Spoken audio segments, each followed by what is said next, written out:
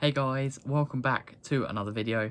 I'm not sure how long today's video is going to be, just depends on how much I get lost in all of my stuff.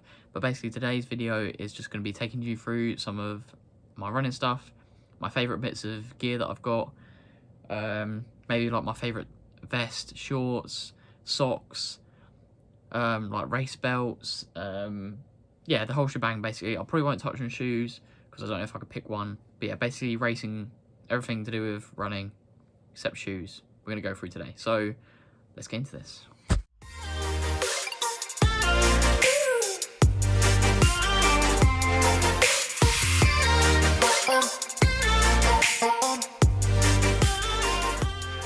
So guys, the first bit of equipment that I use at least a couple times a week is a flip belt. So I use this for putting my phone in when I'm running. I can't put it in because I'm filming with it right now. It's got some pockets for gels. You can even get water bottles that fit in here. So when I'm doing my long runs, I quite often put like bottles and gels in here. I also do have a cheaper equivalent, which my mum kind of got me for Christmas. And if I'm honest, I actually prefer the cheaper one. And I'll explain why. So basically the cheaper one has these little toggles. So this flip belt is a size small and it's still too loose. And I wouldn't say that it's because I'm super skinny, because I feel like I've got like wide enough hips that it shouldn't be falling down. But this one just allows me to tighten it that extra little bit. Zippy pocket as normal, so your keys, your gels and everything's gonna be safe in there. And then it's got the extra pockets just like the flip belt. So sorry flip belt, but if you guys are gonna be getting one of these, I definitely recommend just getting a cheaper one with a way of doing it up tighter. But I mean, if you get on with a flip belt, that's fair enough. So guys, the next bit of kit that I use it a bit in training, but it is mostly a race day only sort of piece of equipment. And these are arm sleeves. So these ones are the Critcast podcast ones, so do check it out if you haven't already. So yeah, I haven't actually used these yet, hence the tag. But my Nike ones that I normally use are in the wash, I believe. Yes, they are. So yeah, I use these on race day because I typically have to wear a vest, a club vest, or I just generally prefer wearing vests on race day anyway. But it keeps my shoulders free, so I feel like I haven't got any restricted arm movement, but also keeps the arms warm. So sometimes I might tuck a gel in them if I'm at like a big half marathon on the road, and I don't want to wear a flip belt for like a road race because I don't need to take my phone. So I'll sometimes tuck some gels into there. It keeps my arms warm, and it also gives me the option to just quickly roll them down if my arms are getting too hot. And they're also quite useful for like if you're getting sweaty, just wipe your head with your arm. So yeah, these are arm sleeves. Get them in a range of colours, thicknesses, materials. So yeah, definitely invest in some arm sleeves. Moving on to shorts. So typically on race day, I always wear these Nike Aero Swift 2 shorts. They're slightly longer than say some of the shorts that I would maybe train in. If I had to guess, I'd probably say they're about 5 inches. So yeah, but that's if it's not absolutely freezing. If it is freezing, then I tend to go with the Nike Aero Swift half tights. Sorry, they're a little bit screwed up. Sorry, mum. But yeah, just really nice and breathable. The reason why I always go for splits if it's not too cold is I just like having that feeling of having like your legs free. And I feel like on race day, I always that's the best feeling to have really. Also, I really like with these shorts that they do have a couple pockets, so I can get gels and stuff in if I need to. So yeah, they've got one little zippy pocket on the inside as well, so it takes my key if I go to a race by myself and I need to take my car key with me because I don't want to leave it in my bag or something, then shorts take the key. And then yeah, these just to keep you a little bit warmer, and they're really nice and kind of, I don't know, they don't restrict your movement at all. I just find I prefer split shorts. So guys, moving on to socks. I only have one pair of these because I only wear them on race day, and these are the Nike racing socks. Nothing spectacular about them. They just go up a little bit higher than my ankles, which I like.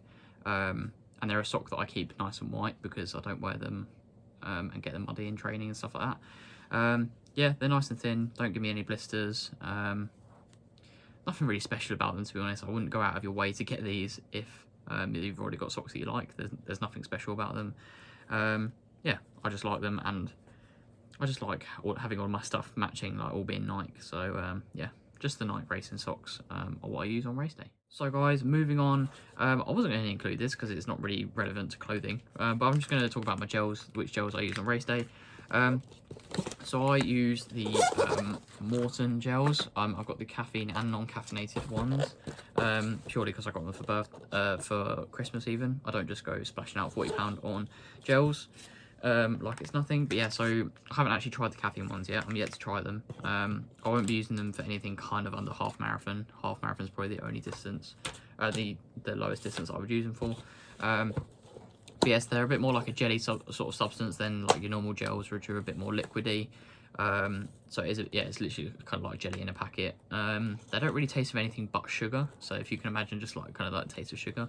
Because I don't really want like something flavored in my mouth, if that makes sense. Don't want like orange or anything like that, because then I feel like I have to wash it down with something, and if there's not always water on tap, right? So yeah, I just got the caffeinated ones because I use caffeine tablets before my race. So I thought if I get a gel with caffeine in it, I don't have to worry about taking caffeine tablets, because you don't want to overdo the caffeine, because your bowel movements will not appreciate it. Let's just say that. So guys, next thing that I'm going to move on to is vests. So which vests I use on race day. So if I'm doing like a road race or cross country, something that requires me to run for my club, I wear my Invicta club vest. Nothing spectacular, and quite frankly, you won't be able to get one of these unless you run for Invicta, so it's a bit pointless telling you about that one, because if you do run for Invicta, you already know what it's like, right? But if I wasn't wearing Invicta vests, so like some races last year, I decided to just go with what was most colourful, really, because I just love wearing like bright colours on the start line. I wear the Nike Dri-FIT Miler ones, or the Nike Aeroswift ones, but I do prefer the Dry Miler ones, just because they hang a little bit lower, so it means I can tuck them into my shorts, which I quite like the look of. Don't think it adds anything to my run, I just like the way it looks. Yeah, they're super breathable. I think you can probably see, yeah, you can see through one layer of the vest. Yeah, super breathable, don't cause me any chafing at all. Never had any chafing with these vests. I have had some chafing in the past with some vests, which is obviously not the nicest thing in the world. But yeah, not with these ones, just with some other vests. So yeah, vests. So guys, moving on to hats. So I've got loads of hats. Starting to collect them a little bit. I've definitely got some of my favourites, and ones that I don't prefer as much. But the one that I always kind of resort to on race day is this Salomon. I think it's the Salomon XA running cap. So yeah, you know the look. Always have it on backwards. Just keeps my hair out of my eyes when I'm racing. I just don't want my hair kind of coming down in front of my, well, it's probably not long enough to cover my eyes at the moment, just had a haircut. Yeah, it's water resistant as well, so if there is a light shower, it just keeps my head dry a little bit. But yeah, primarily for keeping my hair out of my face. But I don't know, it's kind of become like a good omen. I don't really need to wear it anymore. I just always think that if I don't wear it, then I won't run as well, basically. So yeah, always wear a black hat backwards on race day now. So yeah, just a bit of a tradition. So guys, the next thing that I'm going to talk to you about is which underwear that I use for running. So this is a bit of a, I don't know, bit of an awkward topic, I guess. But I've got no qualms telling you about what underwear I wear when I run. So basically I wear a brand called Runderwear. So I used to run in just your standard kind of cotton underwear. I don't really have a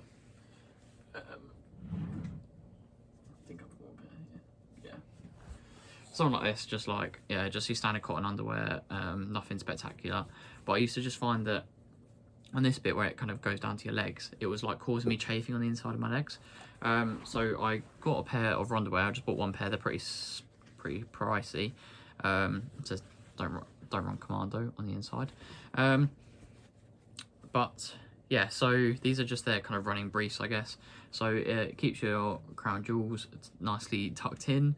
And then I don't get any chafing on the inside of my leg from like the cotton rubbing against my legs. So yeah, nothing spectacular in terms of kind of like temperature control or sweat wicking or anything like that, because I don't really notice it, and I never had any problems with any other underwear. It was just mainly the chafing that I got these for. So yeah, I would definitely recommend these if you do get some chafing on the inside of your legs. They definitely do the job. And yeah, and they're pretty good quality to be fair, but yeah, they are quite pricey. I think you're looking about £10–15 per pair. So yeah. So guys, just to add, I will make a bit more of an in-depth video at some point, taking you through everything that I own running related. I saw Seth James Damore made a video like that, and people seem to enjoy it. People just love running gear, right? But yeah, the next thing I want to talk to you about is this little baby that I bought. So it's just a running gilet, running body warmer. It's nothing special in terms of like the actual material and stuff. It's just nice and lightweight, and it just keeps my core nice and warm. So I wear this everywhere now. I got it just before Christmas, and I'd say I've probably worn it every single day, whether it's for running or just worn it to uni, just because it's nice and comfy. It keeps your midriff nice and warm. So yeah, that is the Nike Thermafit Repel gilet. So I'll be wearing that to all of my race days. I'll have probably like a jacket underneath, and then that will just go on top, just keep me extra warm because you don't want to be getting cold before the race. Yeah, absolutely love that gilet. Wear it all the time.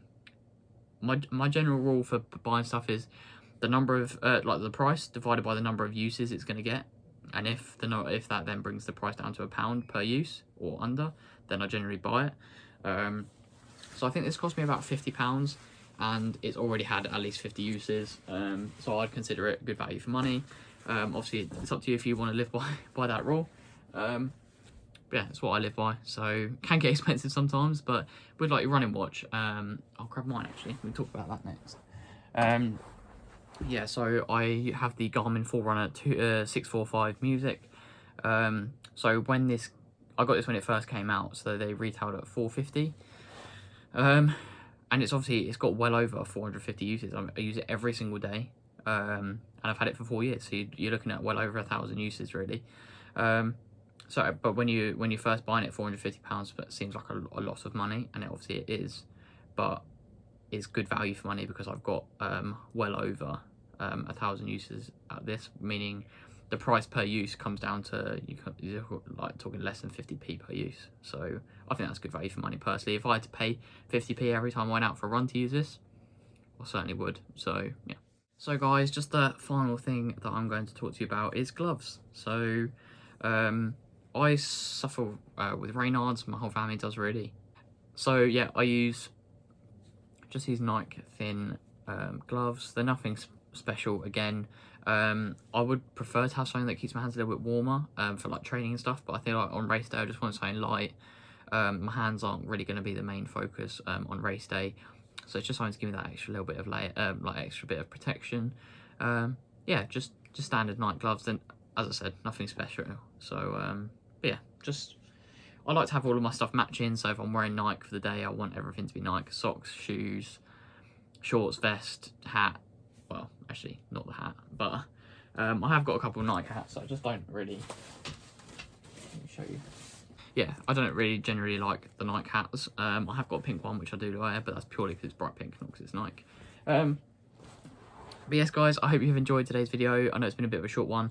I'm a bit snowed under with uni work, so I just wanted to get you guys a nice little video out, which, if I'm 100% honest, didn't take a lot of editing, didn't take a lot of thinking about.